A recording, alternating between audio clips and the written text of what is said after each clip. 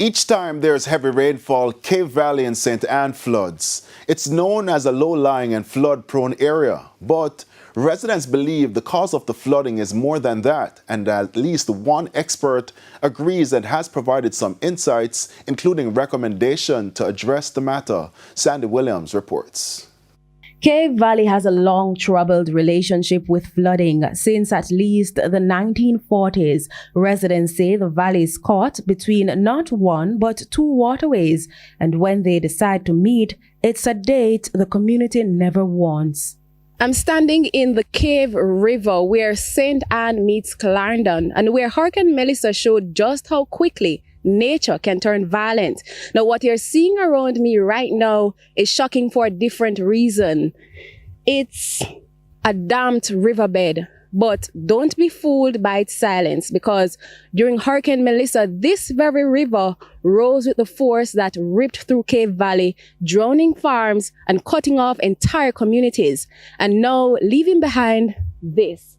Colonel Henton, who has lived in Ainontown since 1960, knows every curve and mood swing of the river.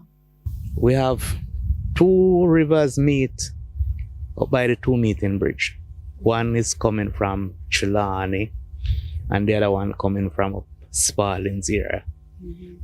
So when they combine with all its tributaries, it comes right down here, ends up in Bog Hole.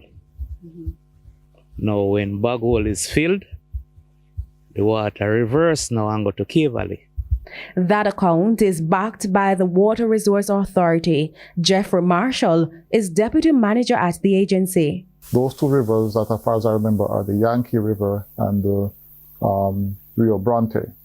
So they meet at two meetings, and that's where the Cave River itself is formed, and that flows onwards through Ainontown into Cave Valley itself.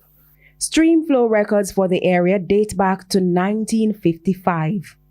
What's interesting is that Cave River actually sinks. The major sink is right outside Ainontown. Before you get to Cave Valley, that's the main sink. You'll find it along River Lane.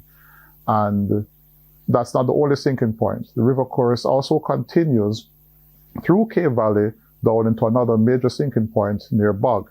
But that natural drainage system is no longer working as it should. But when you go there, you'll see at that location lots of debris, lots of bamboo, lots of things that have come down from previous floods and are choking the area.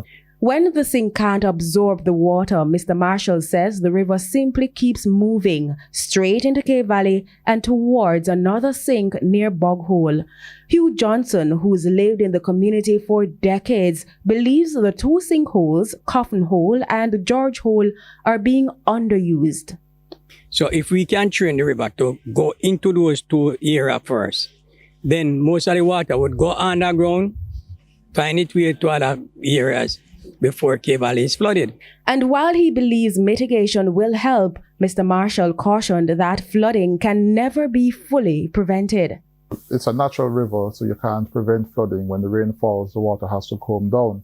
What we can do is, of course, to maintain proper watershed and landscape and land use management practices upstream, reducing erosion. If you have more vegetation on the land upstream, then you'll have less runoff to cause flooding. So the more forested the up watershed or upgraded regions are, then you'll have less risk of flooding. Responsibility for river training and riverbank maintenance falls to the National Works Agency.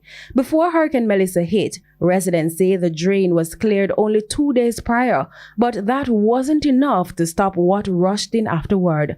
For now, residents are hoping the authorities will stop treating river management like a seasonal cleanup and start treating it like the lifeline it truly is. Sandy Williams, TVJ News. Still ahead in this newscast, Minnesota holds economic strike to protest against ICE. We'll be right back.